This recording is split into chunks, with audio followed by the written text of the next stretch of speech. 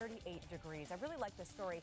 Door-to-door sales crews are canvassing our state right now, preying on your goodwill to get your money, and you may be surprised which are scams. Joining us this morning is Glenn Lloyd from Consumer Protection. I was just telling Glenn during the commercial break that I recently had a couple of teenagers ring my doorbell. I happen to know this group, so I went ahead and bought their $20 card, but you kind of never know. No, this group has a pitch that really tugs at your heart. They say they're from University of Wisconsin, and would you buy or give them $20 so they could give a book to a child at University Hospital? That really tugs at your heart. One woman had them come to her door, and she's used to hearing stories from young people. A retired teacher in Madison reported the crew to Consumer Protection. Got all kinds of answers, but they weren't to the questions I asked. Finally, I said, which was the truth, I said, I'm about to go out to dinner. If you want to come back, I'll talk this over with you, but I am absolutely not buying now. And the young man said to me, then give me the book back. Took it out of my hands, walked away from me, and went to the house next door.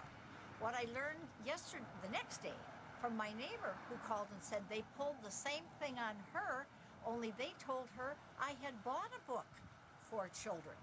And so she thought, well, she was an educator. Maybe she knew more about the book selection. I should buy one.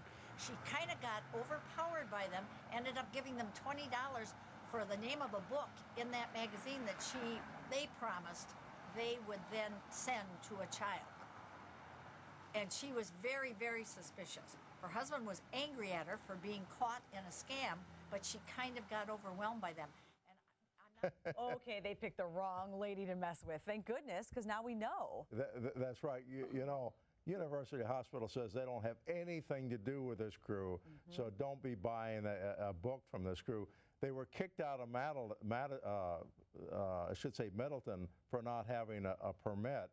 And finally, I wanted to say, if they come to your house, I would call the police, because some people report that they want to get in your house and they smell like they've been drinking. Oh boy. So this is not a good crew to have around your house at all. And just a matter of time before perhaps something worse happens. So great advice. That was a wonderful interview there with her. So she was good. Yeah, for more information, and please watch out for this crew, you can head to our web channel as usual, NBC15.com. Glenn Lloyd, thanks so much. My pleasure. All right, see you next week. Back to you guys.